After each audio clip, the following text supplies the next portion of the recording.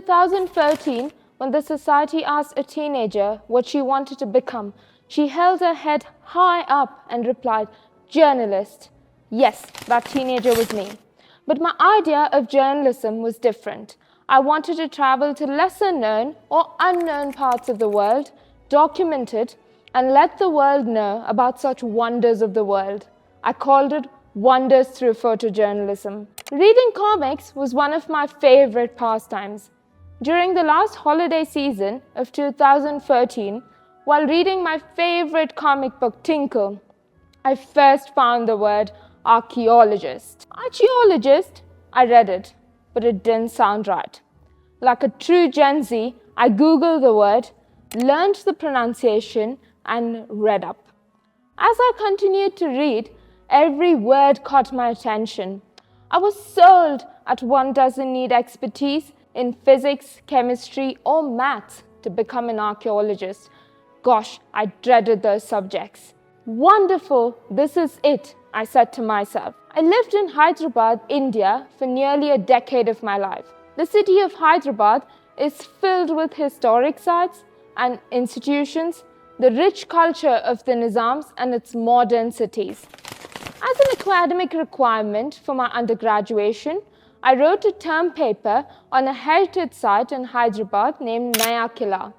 The site was built between 1625 and 1672 as an extension of the famous Golconda Fort. The Qutub Shahi dynasty's architect designed the fort as a protection from the Mughal army. The archaeological site has about 6 to 7 attractions. The site was neglected and later a golf course was built. The golf course authorities promised to look after the site, but unfortunately, that didn't happen. The water running in the well or talab is dirty and contaminated. The cannons, which are a tourist attraction, are not maintained. At the end, a part of the golf course, which could be used as a tourist attraction and an important part of Hyderabad's history, is in shambles. The site visit was filled with grief. Words did not turn into actions. I was sure I wanted to do archaeology and tourism.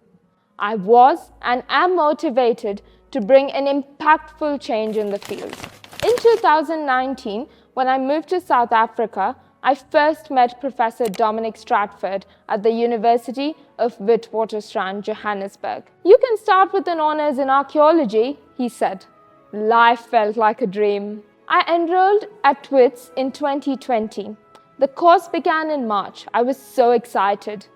During the orientation week, I first heard Professor Sarah Woos talk about archaeotourism.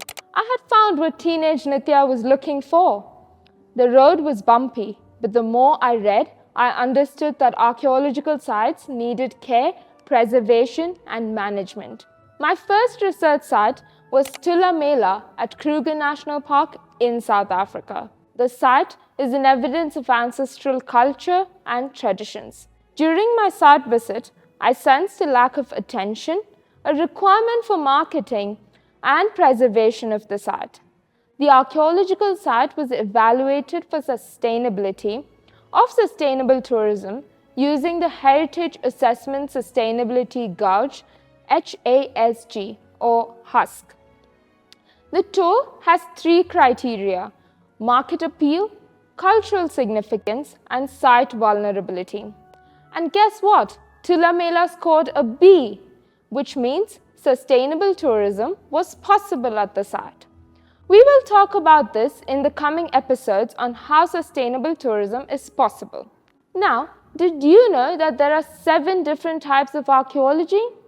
For the sake of the introduction video, I'll share the first 3, starting off with prehistoric archaeology.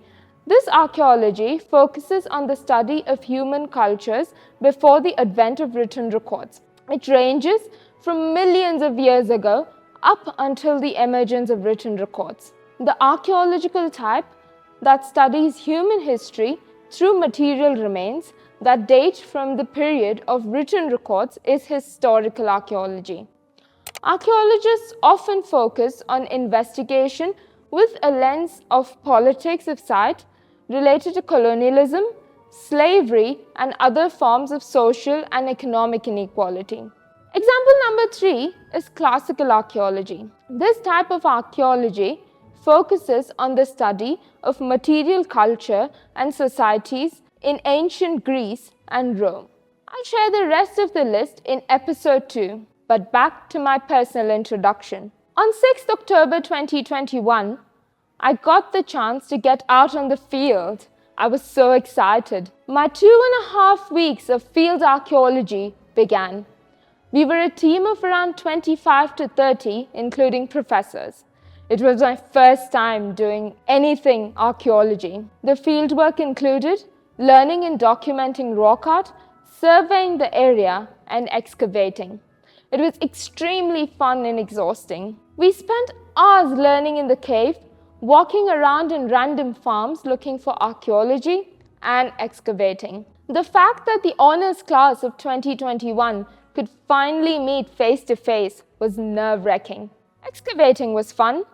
The excitement of finding something after hours of excavating soil was happiness undefined. Surveying was hours of walking, looking for archaeology.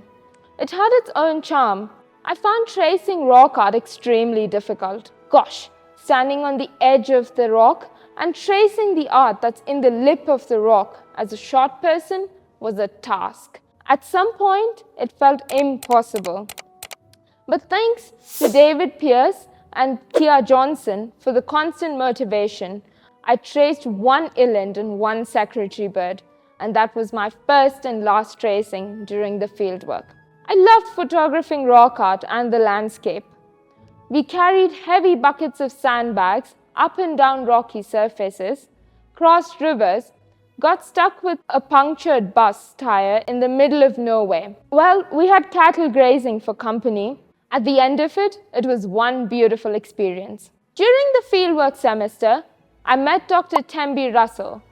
We discussed possible master's topics. Keeping in mind my strengths and weaknesses, she suggested I work on a comparative study of the effects of COVID-19 on 2 archaeological sites, Turkfontein Caves and Giant Castle Reserve in South Africa, along with suggesting measures on promoting archaeotourism sustainably in the future to buffer against future challenges. The coping mechanisms of selected nature sites in South Africa may be used in the study for comparative purposes. And the journey for a master's degree began. In the next 3 episodes of this Utopia Masterclass, we will dive deeper into what archaeotourism actually is, what are some of the challenges, as well as focusing on the sustainability of these historical sites. Are you ready? See you in the next episode.